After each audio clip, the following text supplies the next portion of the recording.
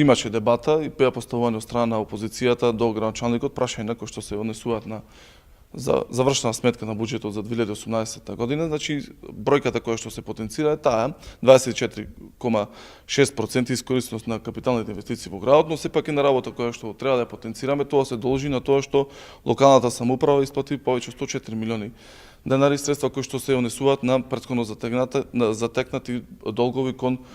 одредени добавувачи. Тенденцијата наша кон оваа одговорна локална власт беше да мандатот да го почнеме до мајкински, да ги расчистиме сите долгови и кои што беа натрупани од претходната власт, се со на цел да може период кој што ни престои тука да се реализира сите оние капитални проекти кои што беа предвидени од наша страна во програмата пред која што излегавме за пред граѓаните на општина Прилеп за време на локалните избори. Можам да напомнам дека, а тоа и го истакна и градоначалникот, дека сите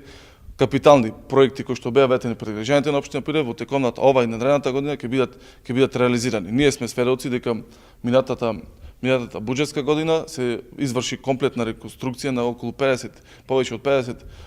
улици во градот. Тоа е една сериозна капитална инвестиција од страна на локалната самоуправа, со оглед тоа во каква состојба беа улиците во градот. Тука ние не запираме, она кое што го ветивме пред граѓаните, а тоа ќе го реализираме, дека во оваа година практично на подрачјето на општина Прилеп ќе нема ниту една улица која што нема да биде асфалтирана. Значи тоа е дел од сето она кое што значи капитални инвестиции. Бројката со која што лиферуваше опозицијата е нереална, затоа што доколку тие средства кои што се определени со надмирувањето на долгот спрема доверителите и оние кои што имаат према кои што имаше локалната самоуправа долг, тоа значи дека тие доколку беа внесени средства према капитални инвестиции, бројката на која што денеска беше лиферувана на страна беше многу повеќе.